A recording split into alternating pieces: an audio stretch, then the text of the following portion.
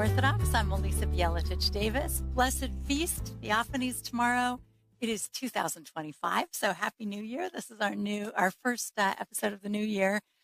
So I almost said 2024 at the beginning there, but I pulled it together. So welcome. We get together here on Sunday nights to just talk to everyday Orthodox Christians. Sometimes it's people who, work in ministry or write books or do amazing things. Sometimes it's people who just are maybe raising some kids, or they're baking prospera, or they're just working as a banker and trying to figure out how to be Orthodox while doing that, right? It's anyone. And I find it really fascinating. I feel like if you go to coffee hour and you sit down just next to someone and ask them, where are they from? What have they been doing all their lives? What were they doing when they were, 24? You'll find that they have really fascinating stories. And I think it's largely because, the Orthodox come from other countries, largely, right? We have a lot of immigrants. We have a lot of people who are born into immigrant families, which gives them maybe a more interesting mix of culture. But also we have a lot of converts, and converts get here every which way. And so we have turned into really a diverse and fascinating church. And I'm really enjoying getting to know everyone. And of course, we're generally divided up into all these different jurisdictions. But it's nice to get together and meet someone from another jurisdiction, because we don't do that enough, right? So I try to get people from every walk of life, every different corner of Orthodoxy. And if I've missed somebody, let me know, please. Go ahead and go onto the website at Ancient Faith, and you can click on a link to email us. You can give us suggestions and let us know if there's some huge area of the church that we've missed, because I would love to do that. All right. Show is airing live on ancientfaith.com. It's also on the AFR app. It is on the Ancient Faith Ministries Facebook page, but we're also on YouTube. So you can see us live on YouTube and see our faces, and it's a whole big experience. And then, of course, the shows are all archived afterwards on YouTube and on the Ancient Faith app and website. So if you have any questions for us tonight, Matushka Trudy Richter is right here in the studio producing the show, and she's watching on the YouTube comments to see if there are any questions. And if there are, she'll let me know, and we'll be sure to pass them on to our guest. So without any, I do have a little further ado. Guys, February 20th to the 23rd is the Ancient Faith Singles Retreat. It's going to be at Antiochian Village it's really in Ligonier, Pennsylvania, or Bolivar. I don't know how you say it in Pennsylvania. Down here we say Bolivar, Texas. So in Bolivar, Pennsylvania, then this is going to be so big. They've already sold 101 tickets. There are 101 single adults over 30 coming to the conference. It's going to be a lot of fun. Now it's just commuter tickets, which actually is kind of neat, because what that means is you come to all the events and do all the stuff, and then you can either stay nearby at a hotel. There's a Springfield Suites there in town, or grab a couple of your friends and come together and stay in a cool Airbnb somewhere like Ligonier, which is, by the way, one of the cutest towns in Pennsylvania. I love Ligonier. And come join us. It's going to be a lot of fun. We're going to have a great time. It's a good opportunity to get to know people, to make a lot of new friends, to have fascinating, long conversations with interesting Orthodox people from all over the country. So join us. All right. Now we are ready. Tonight's guest, I'm really excited about. I met him at the recent Focus conference here in Austin. We had a conference in honor of the 20th anniversary of Yes, and Adam came because he is at the Focus Detroit Center. He's the director of the center there. And what a great guy. I was like, you're just going to obviously have to come on the show. So as I said, he's in Detroit.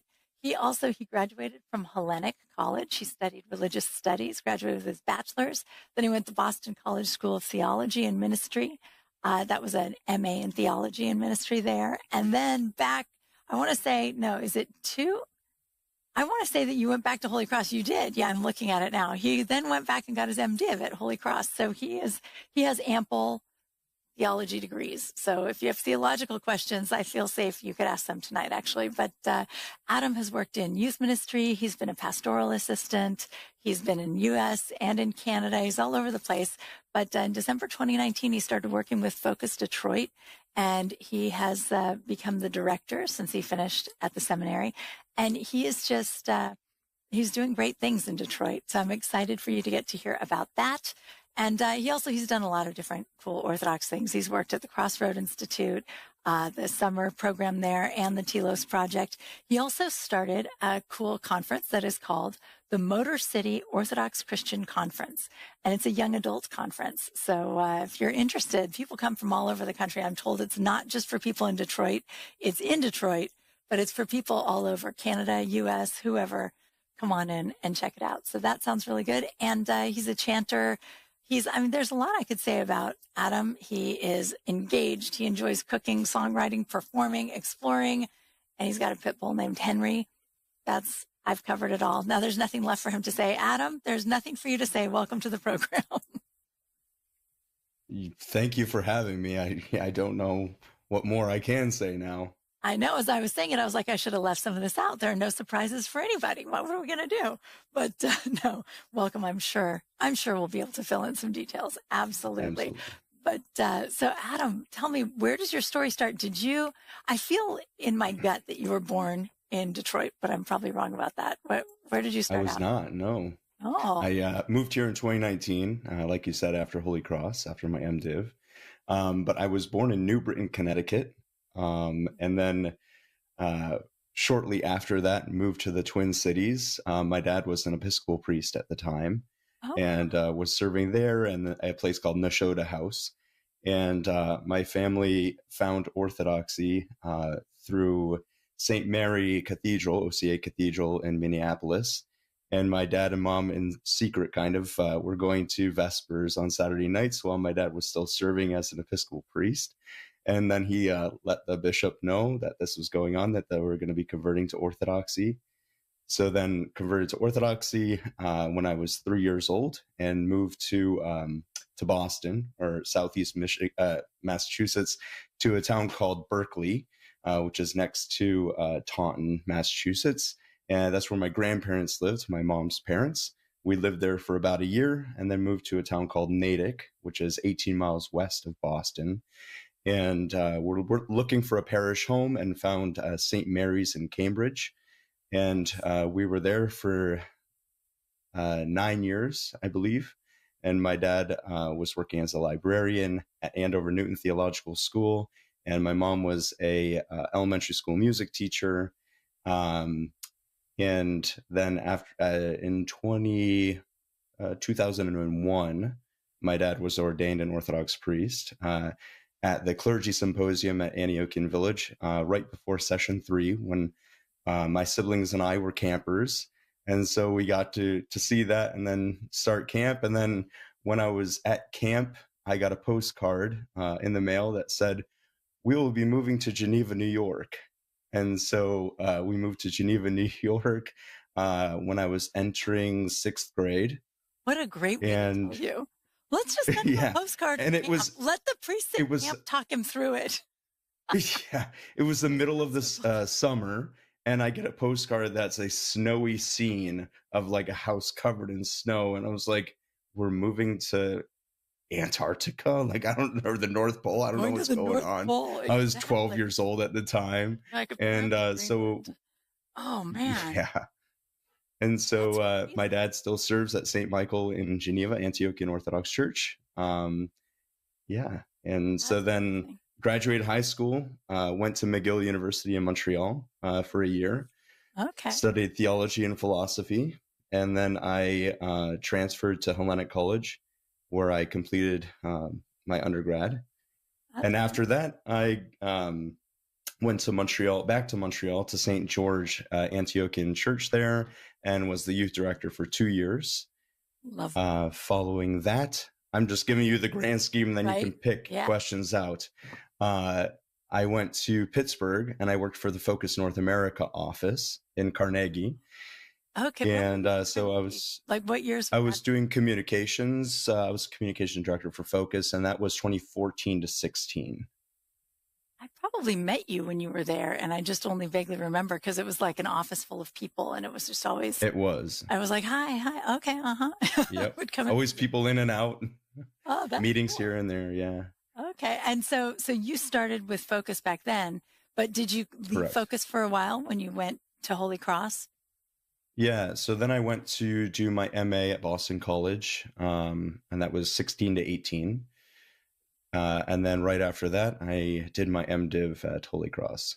What made you to decide? So, just to clarify for people, the Master's of Arts, it's just a regular theology degree and you study theology, right?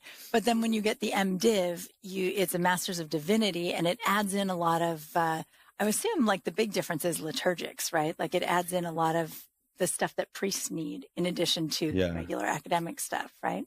So liturgics and pastoral care, a lot of it. So. Oh, is there a lot of pastoral care in the MDiv? Okay. There's a lot more of that, and you have to do placements with it and have a spiritual father that guides you through the work that you're doing. And okay. Yeah. So when you did the first degree, it wasn't specifically Orthodox theology. So you have a degree that's like Christian theology, and you have then a more in-depth degree that's also just Orthodox theology. Yeah. So Boston College is a Jesuit, and so, but it was really purely academic in a lot of ways. Some of the classes I took were also on some pastoral care kind of stuff, but through more a lived ministry lens. And, scholastic theology likes to break things into different bits and pieces. So you're viewing it through this lens and that lens. Not necessarily my cup of tea. I like the holistic kind of approach that we kind of have. We do have different traditions within the Orthodox Church, different theologians and elders and things like that who approach things a little differently, but we don't splice it into this kind of study, this kind of theology. That was one of the big differences that I noticed. But what really was appealing to me about that degree was the Jesuits and the Catholics have a strong tradition of service ministry. And so really applying theology in a lived way. And we have that in a lot of different countries. I know Russia has a lot of outreach ministry, Romania, Greece, all these countries, Albania. But here in the US, we don't have a strong tradition that's lived and grounded because, like you said before, we're coming in our pre-podcast talks, we're coming from all over the world. And so we came here and we're establishing roots. And we had to take care of our own who were struggling a lot financially and socially. So we didn't really get into that until recently, looking outwards. And so trying to garner that wisdom that exists and not reinvent the wheel in the practical matters. But then what is the Orthodox theology then applied to this lived reality? Absolutely. Yeah, I always think that that's such an interesting question because I converted like 26 years ago next month, which makes me much older than I thought I was. Actually, it's a little surprising. But when I first came into the church, I felt like, gosh, why don't we have more charitable works? Like, why don't we have more organizations doing that stuff?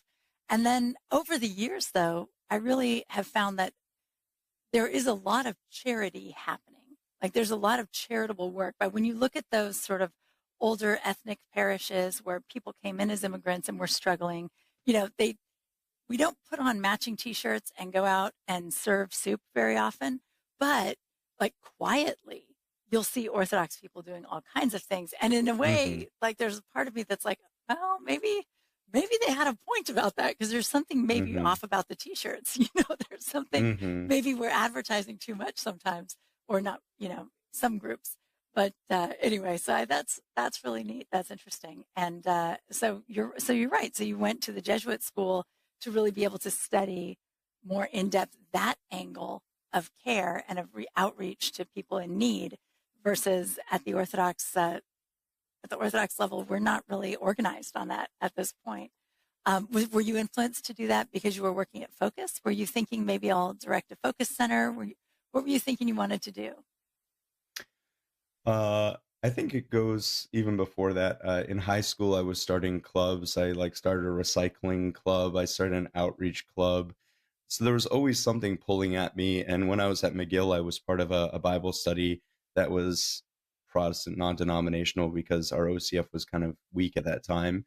And I just wanted to gather and read the Bible, just to read the Bible and talk with, other students my age and get a free dinner. And so we were reading through the scripture and we got to Matthew 25, and I was, we were reading through it, and I said, well, why don't we just, stop and go do it right now? And so that was like one of the key memories that I have, where I was, thinking to myself, we're not just meant to read the scripture and, go to church and do the liturgy thing and receive communion, and then it not have any impact outside the walls of the church or outside the book that we can close. It's meant to be a lived, open book. And so that's really what then put into motion what I felt called to. That's neat. That's really neat. That reminds me of St. Anthony or someone, right? Like just that feeling of hearing the gospel or reading the gospel and just understanding that gospel is so active, that Christ is constantly calling us to do things. And we are just constantly sitting here looking at the gospel or talking about the gospel, or, but we aren't, there are precious few of us, I think, who can possibly be doing it enough, right? Just the way that the gospel calls us to do. So that's neat. Yeah. That's very cool. And going back even to a further memory, I just, thought of this, but it has influenced me. Back when we were kids, we were living in a 1-bedroom apartment and, figuring things out before my dad got ordained. And our landlord, he was an old Jewish man, and he, helped us, for a few months here and there. And it was just very quiet. He was just like very good with us. He would always say hi, drop things off. When we were at the rectory, when my dad became an Orthodox priest in Geneva, New York, we had a crossing guard named Sully, who would, after he was a retired vet from World War II, he would go to the food bank and then do runs. And he was really old. And then he would also leave some stuff aside for us. And so it's just these memories of people doing quiet things just normally as part of who they were.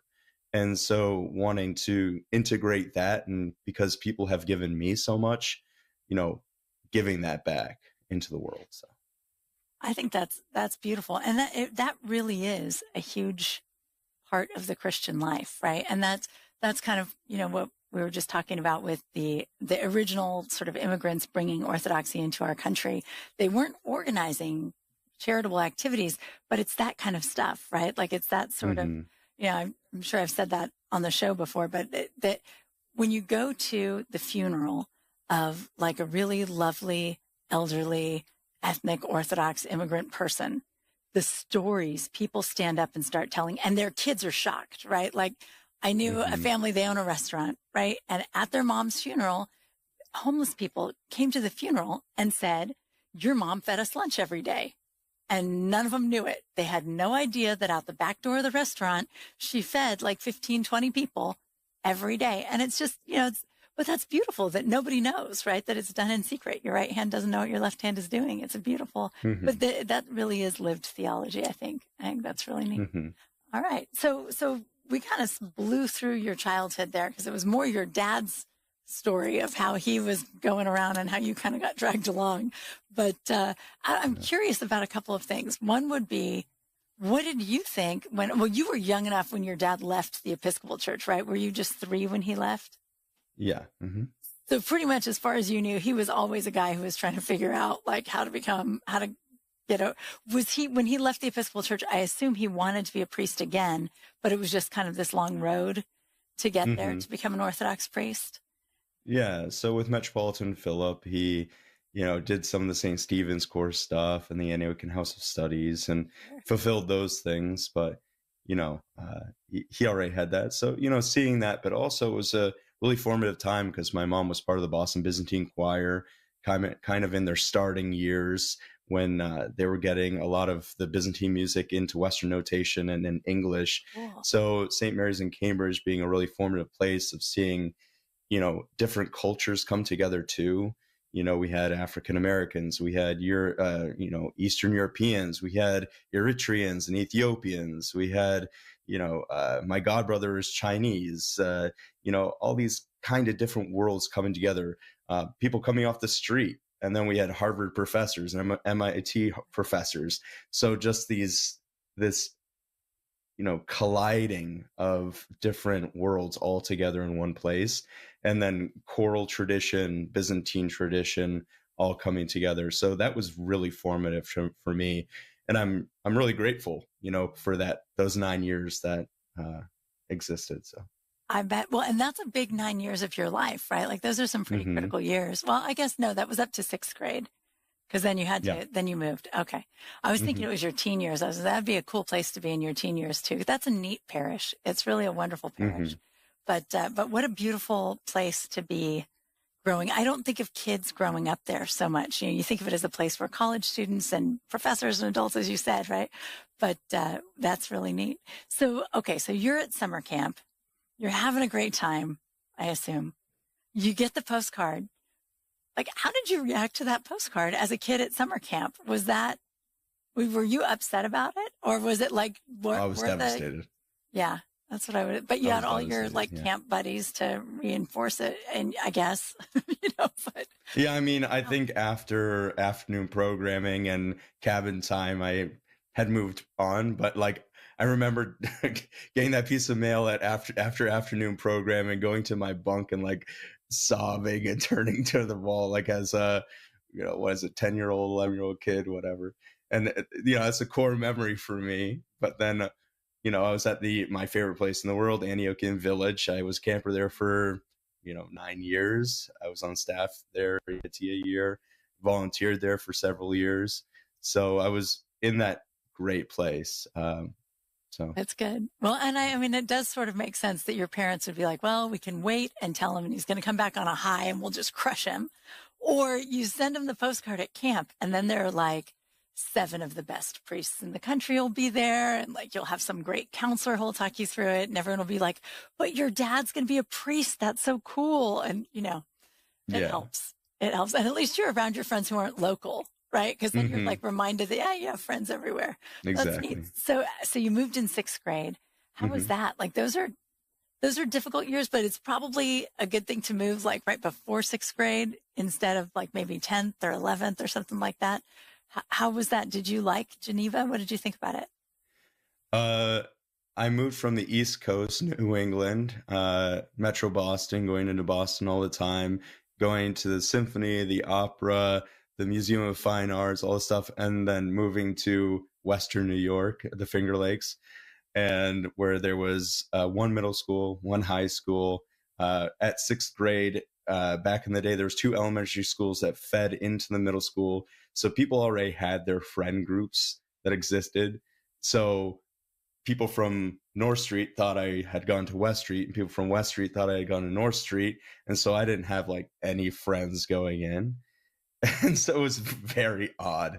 Wow. Yeah, it was a very odd dynamic. Yeah, but that's tough, actually. I mean, on a kid, that's a big deal. It's a very big deal. Did you find that over time, were you kind of an outgoing kid who just made friends and so it was awkward, but you got right past it? I wouldn't say I'm very outgoing, but I wouldn't say made friends. I attached to different things like art, music, cooking, all the things I still do now. But then also Soyo. I was big into Soyo and going to regional events and diocesan events. Made some of my best friends that I still have to this day in 6th and 7th grade. Oh, so, that's cool. That's very nice. That's good. All right. So as you were growing up, did you feel like you wanted to live a life of service? Or did you think no, I'm going to be a football player. I'm going to be a famous musician. What were you going to do? If I asked you in 8th grade, what were you going to do? What was the plan? Oh, in 8th grade, I don't know. I just that's a random date, right? Yeah. I always wanted to open a coffee shop, and I still do to this day. That's my long-term goal in some kind of way. Wow. A coffee always shop wanted to baristas or a coffee shop like a diner? Like baristas. Oh. I've always wanted to open an Orthodox coffee shop. Yeah. I mean, you're not alone, right? There are plenty of people who are just that's what we've got to have, with a bunch of books and icons and really delicious coffee. Let's all just hang out and have a beautiful time. That's neat. That's well, I mean, you make it your wish. You never know. You could always figure something out attached to to Focus Detroit somehow, be like, maybe a fundraiser or something. Well, my hope is to have it as a social enterprise that helps support Focus Detroit's work. Perfect. So it's There percolating in the background. And your life as a comedian will start right after. Yeah. No, that's really cool. That's neat. Okay, so as you're going through, so you go to the school and you get your degree at the Jesuit school. And as you said, right, it's scholasticism. It's a different way of looking at theology, but still like a lot of valuable stuff there. What made you decide to jump in and then get a second degree? I mean, that's a lot of school. Do you just love graduate school? Does anybody love graduate school? That's why I'm asking. Because I don't know. Maybe some of the other right now, people on like AFR do, but another one. I don't know. Yeah. No, I really did. I've always been curious. And I remember sitting at coffee hour at St. Mary's, always asking why. And I was, a 7-8-year-old kid asking professors from these universities, why? What's that? What's going on? So I've always had a curiosity and always wanted to find out more stuff. And theology is inexhaustible. And the literature and the writings of the fathers and mothers of the church, inexhaustible. And you can always go back and read the Bible more and find something more. And I think that's why a lot of the online stuff has taken off, really. And a lot of, books have taken off and different various elders' writings. But it has to come to an end at some point, and I did not want to do a PhD. But I did, I felt called to service in the church, I think, since I was a kid. Really, I always was going to church, extra church services with my dad and with my mom, and I would be at the chanter stand and in the choir and then in the altar. And so you have to get an MDiv to serve further in the church. That's right. Some That's exceptions, but yeah. Well, neat. Okay. And then and you mentioned a little bit that it did seem a little bit different, that Orthodox theology was taught differently, and it's just a whole different. That's really beautiful to have both. That's very cool. Yeah. Mm-hmm. Well, we're going to take a short break. Before we do, I want to say we had a comment on YouTube from Joachim. Joachim, you are correct. So I said Blessed Theophany at the beginning because many of us are celebrating Theophany tomorrow. But as Joachim pointed out, a lot of Orthodox Christians are going to be celebrating Christmas. Not quite tomorrow. Tomorrow's Christmas Eve, right? So like Banja Večer. So, Srećan Božić to all the Serbs out there. God bless you. And so everybody who's celebrating Christmas coming up, we also wish you a very blessed feast. So just to get that out there. But we're going to take a short break. We'll be right back with Everyday Orthodox.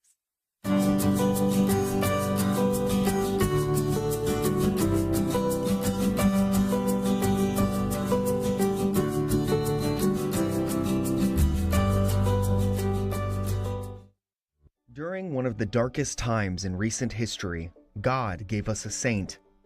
This saint had to be someone stubborn enough to outshine evil even when confronted with it face to face. But how did Saint Maria become a person whom God could inspire, help, and guide during such a dark time? How did she wrestle with her own temptations and allow Christ to grow brightly in her soul? Stubborn Love by Rita Thola is one book in 3 parts, written for young people. Her life tells the story of Mother Maria Skobtsova of Paris from birth to death. The first section of the book is accompanied by graphic novel-style illustrations to help the young reader imagine her work, family, and adventures. Her writings comes next, a smattering of some of the notes and thoughts that shaped her. Your Life is the final section, where the reader is challenged to consider his or her place in the world, using Mother Maria's life and sayings as a springboard for journal entries, and also some group study questions to answer. Pray for us, dear Mother Maria. You can find this book at store.ancientfaith.com. Again, that is store.ancientfaith.com.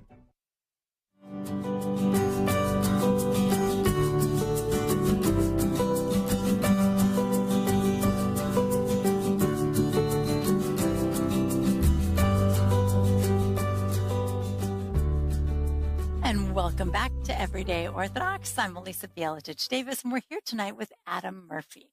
All right, so Adam, we were just talking about your MDiv, and of course, when you finished up your degree at Holy Cross, you went back to Detroit, or you went to Detroit. I guess you had been with Focus before, but not in Detroit.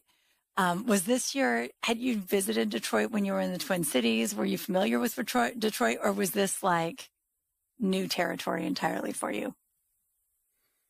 So I had come to Detroit when I was the national director of communications for Focus to do some photos and stories for what was going on here under the former director.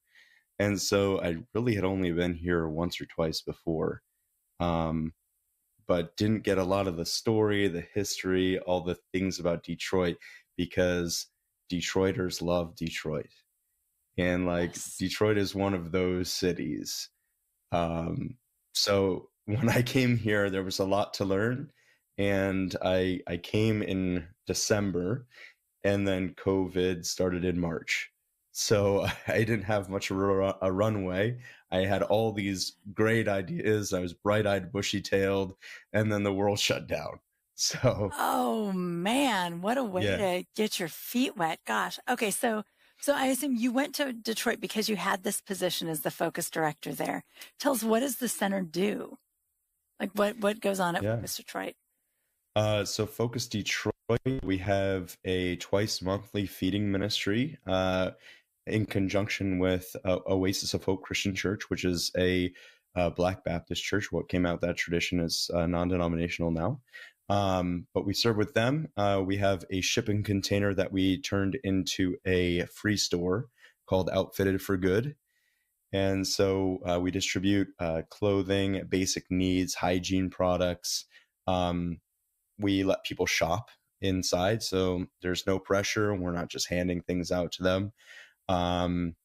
Then we have a Tuesday feeding ministry at a school. We do a dinner for the kids there and after school programming, arts and crafts, and we do tutoring and mentoring at that school as well.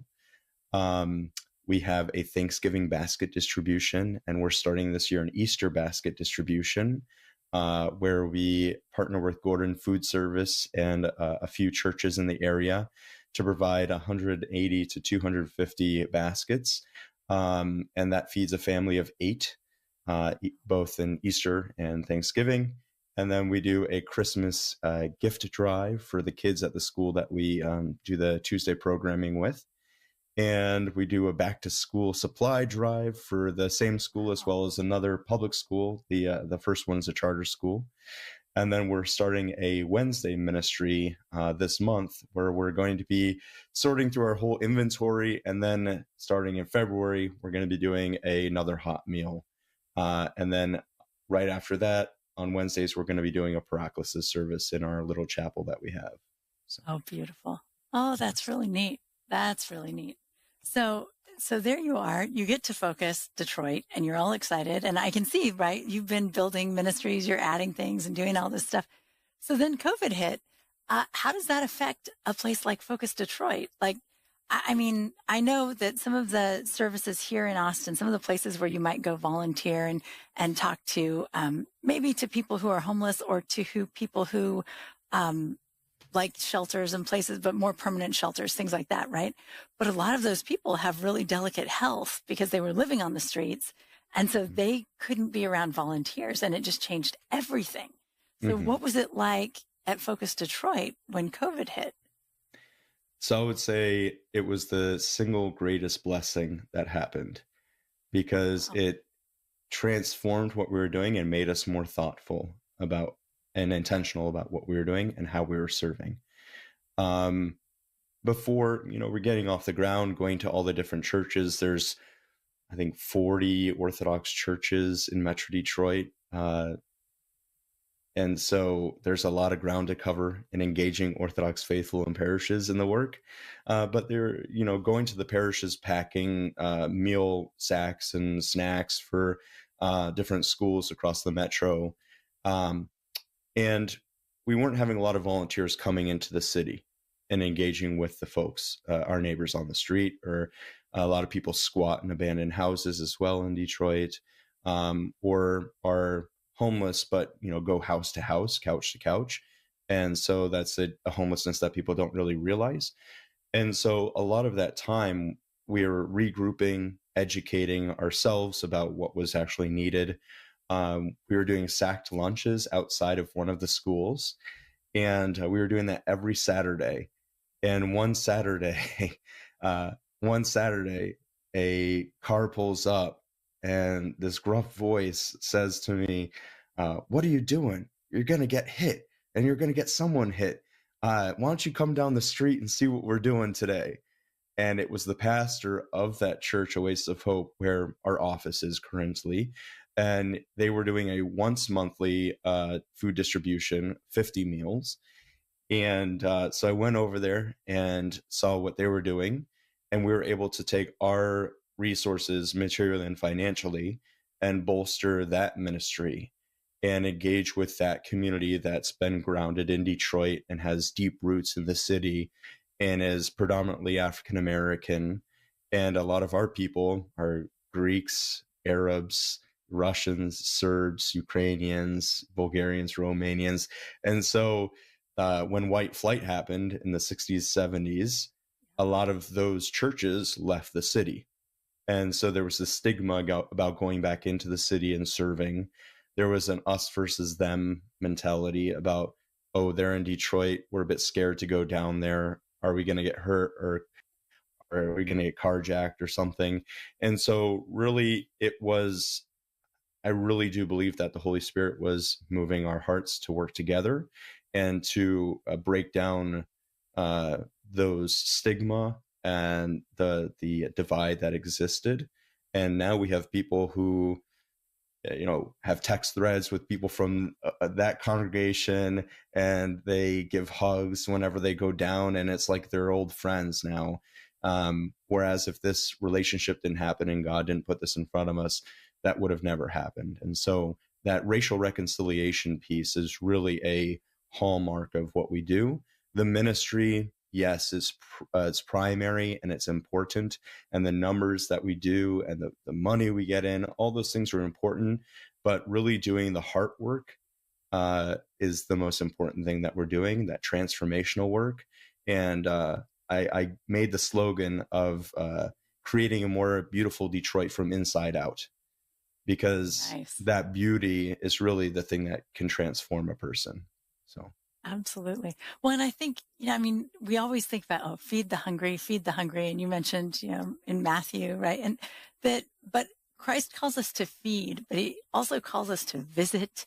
He calls us, go sit with someone who's sick, go take care of someone who's in jail, all these people that we're supposed to just be with, right? And it feels like in a lot of ways, when you start doing that kind of ministry, the food is like your ticket to be able to connect to the person. It's like your excuse to be able to stand there and to have a conversation and to look them in the eye and let them know that they're loved and just, encounter them. Right.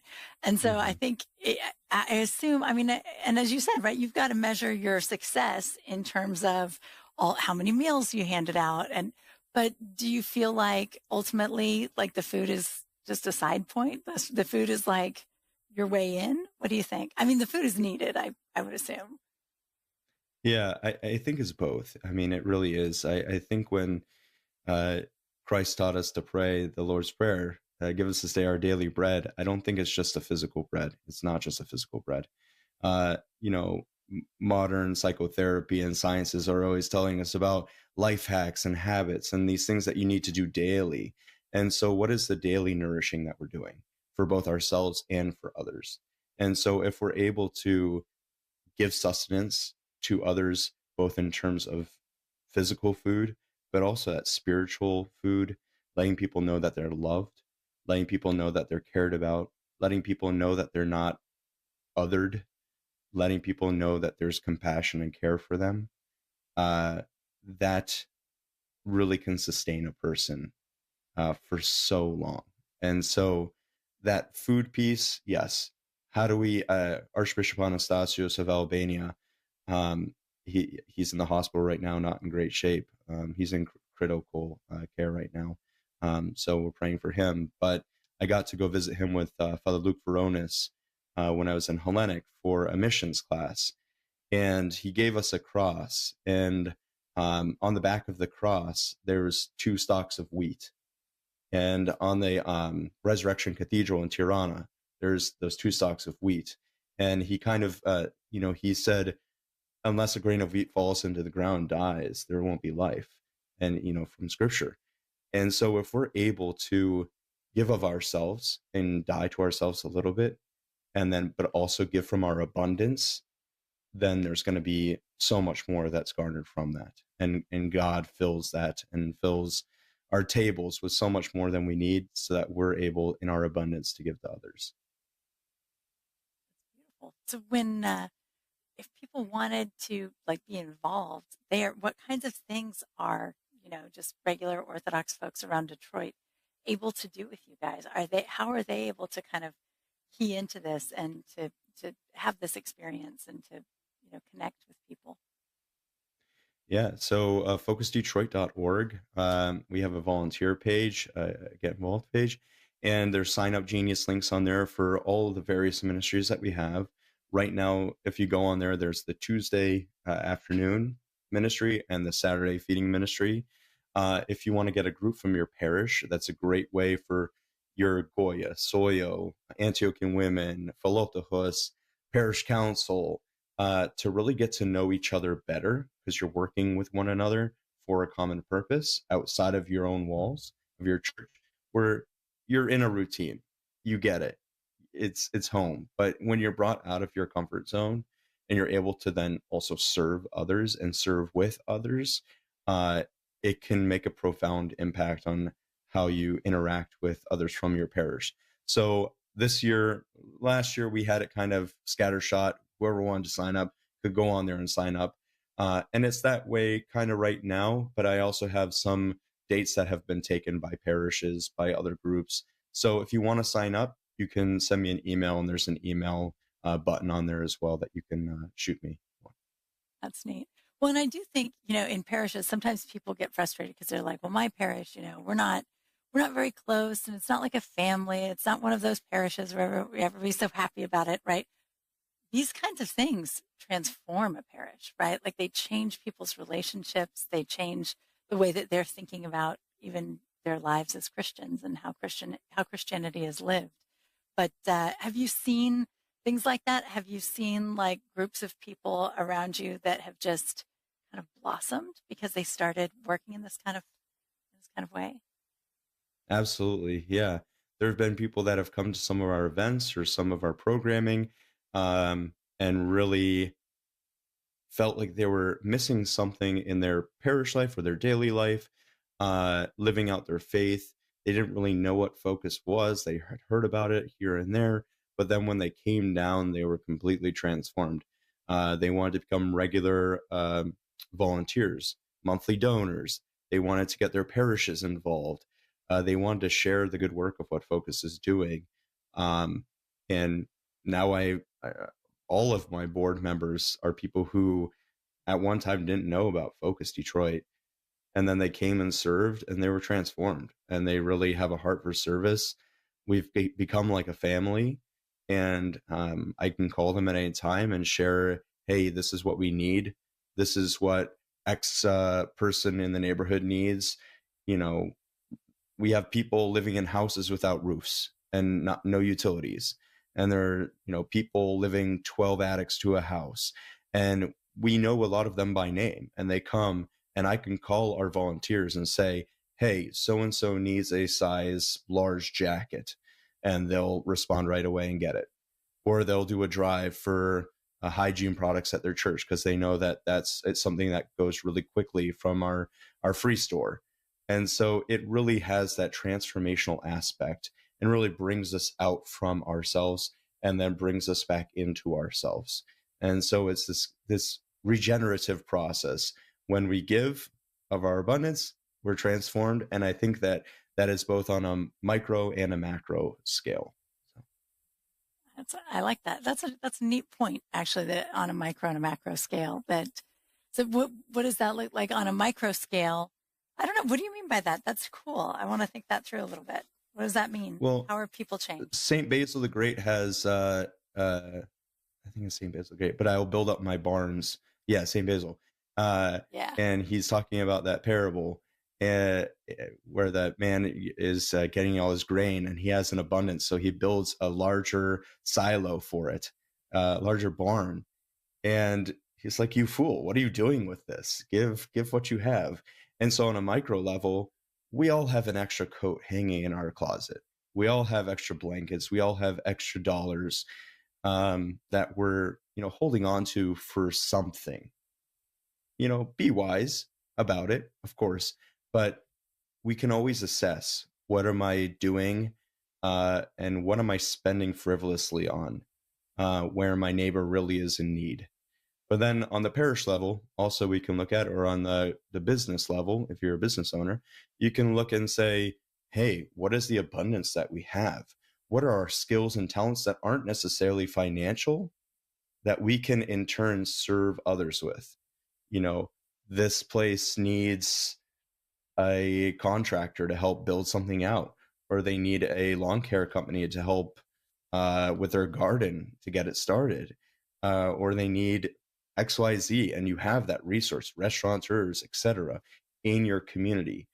If you hear of a need, you have those contacts in your parish and in your circle beyond your parish too. And you can pick up your phone and you can make that phone call or send that text message right away.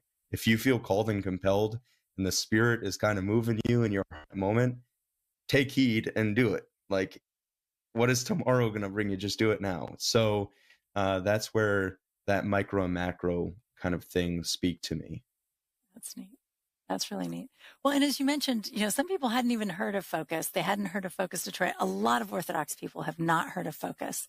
And so, just to sort of fill them in, right? Like a lot of people generally I find know about IOCC, and they think IOCC is just international. It's not really international and domestic, right? IOCC is disaster relief. But Focus is something else, because Focus is not like, oh, a huge, a hurricane hit this town and it needs help. It's just every day there are people who need help. There's something going on all the time. There's just this endemic situation that, and Focus may not be able to end that situation, but it can serve the people stuck in it. And so Focus is, you mentioned already, pan-Orthodox, right? Tell me a little bit about just like kind of what's the mission of Focus North America? Yeah, so Focus stands for the Fellowship of Orthodox Christians United to Serve. And it also stands for food, occupation, clothing, understanding, and shelter. And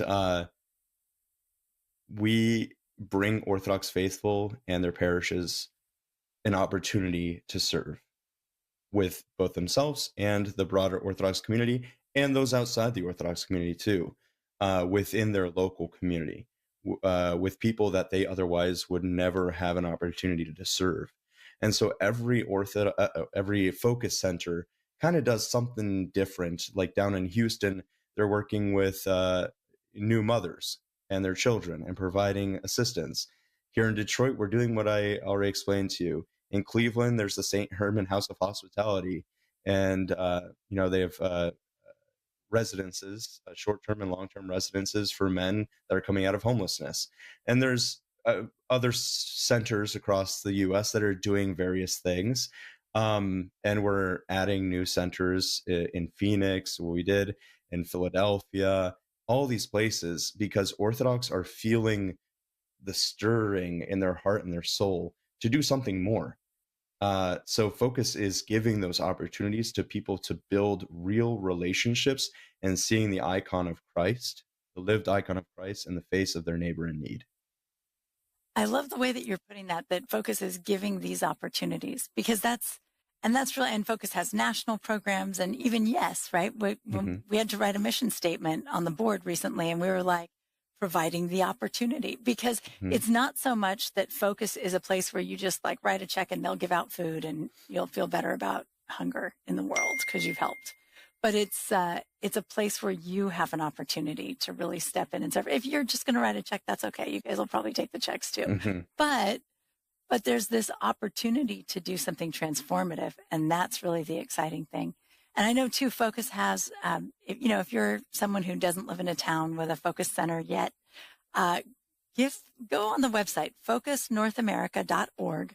And there are actually programs where they're reaching out to parishes to just help you get something going in your parish and in your town. And who knows, maybe you'll be the next Focus Center. You never know. But even if not, right? Even if it's just one really great project where you encounter some beautiful people and spread some joy, like that's good. That works, right? In business terms, we're being the consultants and the vehicle. Yeah. And so if we can come to your parish and consult and get you moving toward doing a project, an outreach project, but then also we're the vehicle by which you can provide those services. And it's a long sustained opportunity. Even if you do one opportunity, we're not going to leave you hanging. We're going to come back whenever you want and hopefully plant that seed so that you can have your own center in a city that doesn't have one yet. So that's beautiful. It's really, it really is a beautiful project. And I know the Assembly of Bishops has endorsed Focus, right? So it's really just beautiful. You guys are doing so much good work. I feel like it's just growing like gangbusters. It's really neat. Yeah, thank God. It's really cool. So what's your favorite thing how about your favorite and your least favorite things about being the director at Focus Detroit? What's the best part? Goodness. What's the worst part? Oh. You may not be able to tell me the worst part. That's okay. I'll tell you the best part for sure. It's definitely the smiles on the kids' faces when we serve them dinner, when we're doing arts and crafts with them, when we gave them Christmas presents. That for me is just, it's otherworldly. Like that, yeah, that's the best. And then having the opportunity to serve alongside that beautiful community that I spoke about, Oasis of Hope Christian Church, and really getting to embed ourselves as a fixture, that we're not going to move, that we're not going to leave, that we are with that community, that we're in that neighborhood serving, that people know us and trust us enough to tell us their life stories, enough to ask for things when they're destitute and when they're hopeless. Being able to be, I get text messages, hey, Santa Adam, when am I going to get my gift? Hey, what's going on? And one of the neighbors that we have, I've known since almost the time that I became the director here, maybe 4.5 years now. And I provide regular ongoing support for this individual. But right before Christmas, when I dropped him his Christmas stuff, he said, Adam, you're my best European friend. And I said, meaning your best white friend, I guess. White friend, yeah. Like, I'm not really from Europe, but yeah. I feel you. No, but just building those beautiful relationships where people are just so beautiful and open and honest, and there's this, that trust where smiles can just come out of, seemingly dark places. And I think that is the best part about what we do and what I do. That's why I keep doing what I do. I bet. Absolutely. Well, and I feel like for the people who volunteer with you, they get that piece of it. Even if, you're doing it every day. So you really build those relationships. But even for people who are able to, once a week, you can build a lot once a week, over time. That's really neat. Mm-hmm. And it is sort of a beautiful cultural exchange, thinking of all these Bulgarians and Romanians and, Greeks and everybody getting together. And it's just so much, it's more than just racial reconciliation. It's just this whole crazy collection of wonderful people. And it's such a beauty of Orthodoxy. And it's so neat that you're sharing it. You're able to share it with other people as well. Yeah. I love that. And at the beginning, we had a lot of like clenching pearl kind of, oh, where do I put my purse? All these kind of reactions when volunteers would come down. And now people just like, oh, whatever, I'll put my coat there. Or, so it's just, scared having that hominess and that trust and the good vibes. It's beautiful. That's neat. This is sort of advice for the audience too, but I'll say, I always found it funny. So my parish, it's a Greek parish. I had the hardest time getting people to like regularly volunteer to do something. And we have this really neat place that is transitioning people out of homelessness. And it's just a great place to be able to serve, but nobody would do it. And then one day I had a couple of people there just walking around, And somebody calls out, he's like, where are you guys from? And she goes, oh, we're from the Greek church over there. And he's like, Greek like baklava? And she's like, yeah, like euros. And he's like, oh, okay. So they start talking about like, what his favorite Greek foods are and, how do you make tzatziki or something.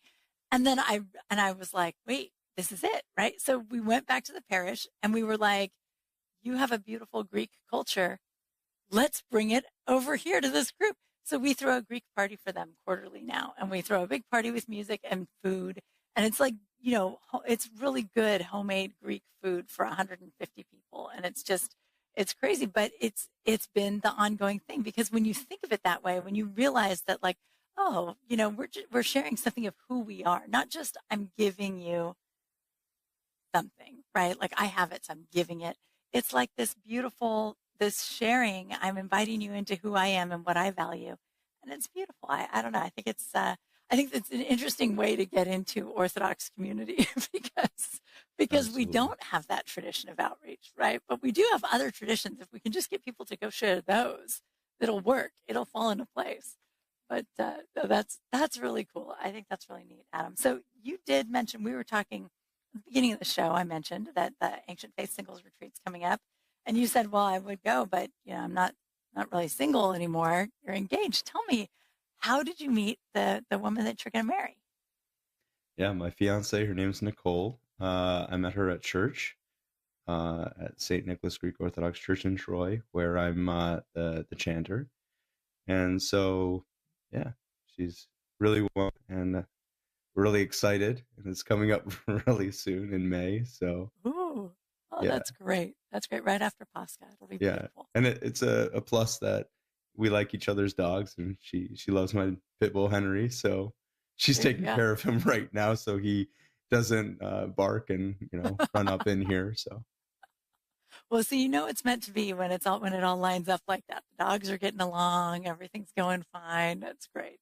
Yeah. That is really beautiful. That's wonderful. And so, are you open to something like the priesthood, or are you like, no, I'm just going to stay in nonprofits, or is it just whatever God brings? What do you think? I'm letting God do his thing. So that's kind of how I've rolled all these 34 years now. And I intend on continuing that way, because when you try to force water one way or the other, it finds a way to go around. So.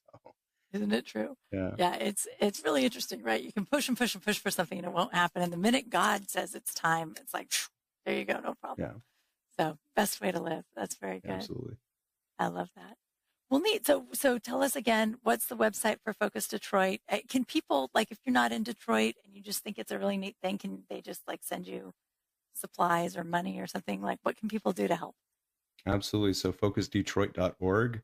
We're also on Instagram and Facebook. We're always posting, things about our events and our outreach ministry. And you can find ways to sign up there. We have a donate button as well. And very soon we're going to be putting up an Amazon wish list for basic needs, especially things that we have like emergency blankets, hygiene products, things like that. So that's great. If you feel like giving, we'd really appreciate your support. That's neat. I love the Amazon wish list idea, because especially like sometimes I'll buy myself a few too many things and I'll be like, okay, stop. And I'll go to a wish list just like that, right? And just send, and then you feel a little bit better about it. But also because you do have these ongoing needs, and it's how lovely to just get the packages showing up and have it like, oh, good, 6 more blankets right when we needed them. It's perfect. Absolutely. Well, thank God. Well, thank you so much for coming on the program tonight. This has been a blast. Thank you. Thank you. And thank you to our audience. Thank you for joining us tonight. Come back next Sunday night. We'll meet another Everyday Orthodox Christian. Good night.